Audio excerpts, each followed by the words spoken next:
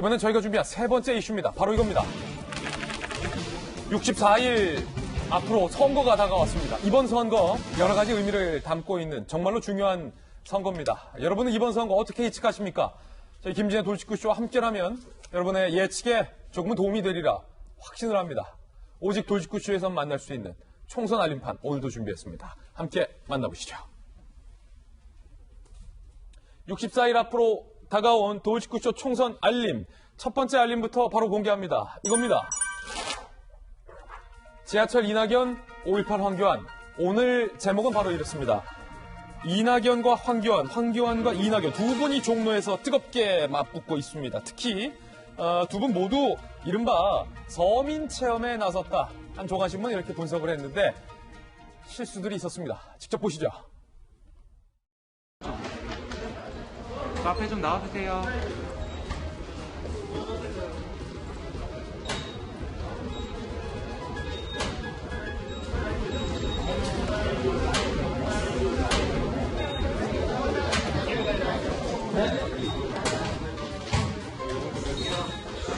잠시만요. 뭐예요? 네.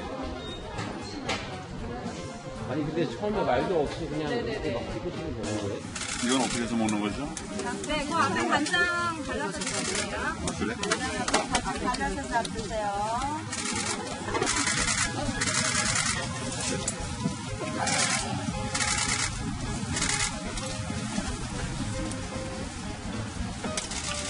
돈좀 좀 싸주세요. 지난달 24일이었죠. 이낙연 총리가 지하철 카드를 어디에 찍어야 되는지 몰라서 개찰구를 통과하지 못했던 모습. 그리고 황교안 총리가 이 오뎅은 어떻게 먹어야 합니까? 라고 하자 오뎅 아주머니께서 간장 찍어 드세요. 라고 했던 이 두 장면, 두 분에게 모두 다 익숙하지 않은 장면으로 보이는데 윤 선생님, 지하철 안 타보신 게 분명하고 자주 안 타보신 게 분명하고 오뎅 자주 안 드셔보신 게 분명해 보입니다. 아, 예. 참, 뭐라 그래야 되나. 저 두 분이, 물론 정치적 성향은 다르고 이렇게 하지만은, 엄근진 하잖아요, 이미지가. 엄근진. 엄청 근엄하고 진지하다. 엄숙, 근엄, 진지. 엄숙 근엄 진지. 예. 목소리도 그렇고. 예. 두 분 다 목소리는 좀, 저음이잖아요. 예. 참 안 어울려요. 그러니까 저게. 이것 근데 좀 어쩔 수 없이 또 하기는 해야 되고, 빨리 적응하시길 바라고요. 황교안 대표 같은 경우에는 지금 선거 처음 해보는 사람이지 않습니까? 예. 전당대회는 해봤지만은, 그리고 이낙연 전 총리는 국회의원 4번 하고 전남도지사도 했지만은 약간 그 지역 선거는 공천이 조금 어려워서 그렇지 선거 자체는 쉬운 선거였거든요. 이 수도권에 이렇게 좀 빡빡한 선거를 해본 경험이 없기 때문에 당분간 저런 모습이 많이 나올 것 같아요. 그리고 하나 더 조금 보자면은 옛날에 이제 정몽준 의원 이런 분이 약간 어색해하면 저분은 원래 이렇게 예. 하신 분이니까. 근데 두 분 다 되게 힘들게 자란 걸로 되게 유명한 분들이 잘 알려져 있는 분들인데. 그렇죠. 그런가 싶네요. 예. 서민 교수께서 보시기에 이 두 명의 정치인의 서민 체험은 어떻게 보셨습니까? 그러니까 진정한 서민으로서 저런 예. 것들이 좀 안타깝습니다. 그러니까 원래 정치라는 게 보여지기 측면이 좀 있습니다. 그렇다면 이게 어떻게 중요한 이벤트라고도 할 수 있는데 이 리허설을 한 번도 안 했을까요? 전날 좀 미리 가서 연습 좀 하고 그리고 능숙하게 타고 오뎅도 좀 먹어보고 예. 이래야 되는데 그런 걸 안 한 거는 이제 선거 참모 잘못도 좀 있고요.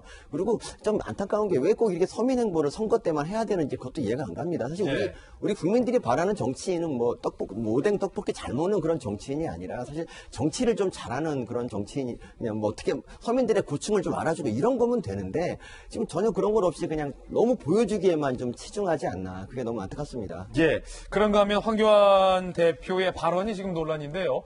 1980년대 무슨 사태가 있었다라고 발언했던 이 발언, 이게 논란입니다. 들어보시죠.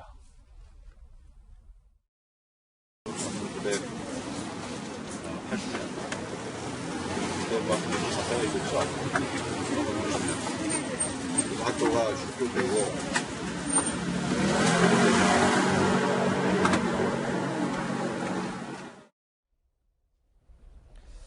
대한신당 대변인 등등은 이른바 5.18 민주화 운동에 대해서 황 대표가 광주 사태라고 부른 것이 아니냐라며 비판을 했고 황 대표는 5.18 민주화 운동을 의미한 것이 아니다라고 해명을 하고 있는 상황입니다. 각각 들어보시죠.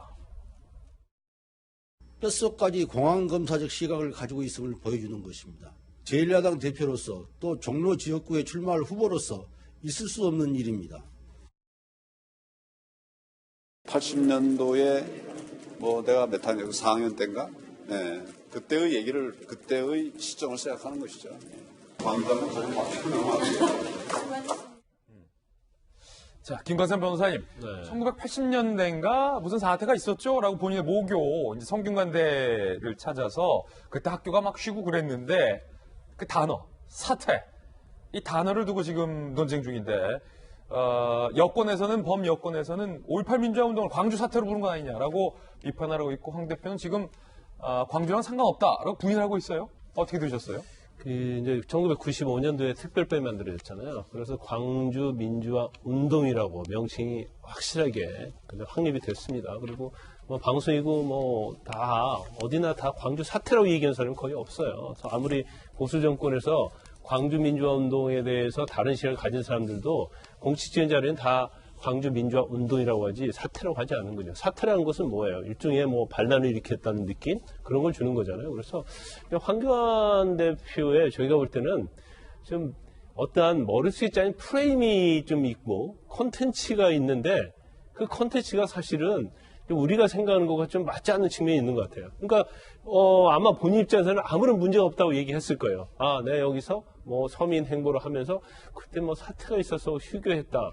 구체적으로 얘기를 해서 내가 이 동네 사람이다. 이런 거 알리려고 했는데 그 짤막한 몇 초 동안에 정말로 국민이 동의할 수 없는 공감할 수 없는 얘기가 나오니까 저런 것이 계속적으로 반복이 되면 결국 황교안 대표에 대해서 굉장히 많은 사람들이 이제 부정적인 이미지를 가질 수밖에 없다고 봐요. 그리고 지금 그렇잖아요. 아까 뭐 그때 사태가 광주를 의미하는 것이 아니다 이렇게 말할 게 아니고 내가 말한 사태가 광주와 민주화 운동을 의미하는 게 아니다 이렇게 얘기를 했으면 어느 정도 제가 볼 때는 반감이 됐을 거예요.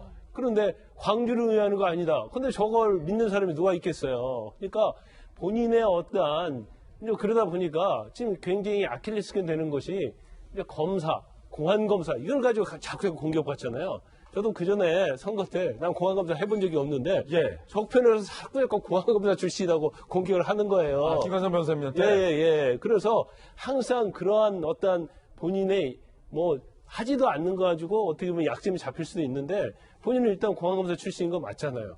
그럼 본인이 앞으로 이 선거운동이고 더 조심해야 된다? 그렇죠. 뭐 떡볶이 하나 먹는 거에 있어서도 사실은 그거 자체가 그 어떤 정말로 그게 쇼가 아니라고 한다면 진정성을 보여주는 그런 선거운동을 하는 게 맞다고 봐요. 더 조심해야 된다. 무슨 사태라고 그랬잖아요. 저는 광주 사태라고 말하는 것보다 더 심각하다고 생각해요. 광주 사태는 폄하의 의미라면 무슨 사태라고 하는 거는 그 뭐더라? 라는 수준 아닙니까? 그리고 두 번째로 지적하고 싶은 건요. 저런 일이 났을 때는 빨리 깔끔하게 사과하는 게 낫습니다. 뒷말이 안 나옵니다. 뒷말 나오면은 옆에 사람들이 황 대표가 머리 숙여서 사과했잖아라고 끊어줄 수 있는데 그거는 뭐 그 이야기가 아니고 내가 뭐 대학교 4학년 때 뭐 무슨 말인지도 잘 모르겠고요. 저는 오늘이라도 저 부분에 대해서 빨리 사과하는 게 낫다고 생각합니다. 본인이 그리고 5.18 민주화 운동 기념식에도 참석하셨었어요. 한국당 대표 자격으로 지난 5월에. 발 빠른 사과가 도움이 될 것이다. 그럼요.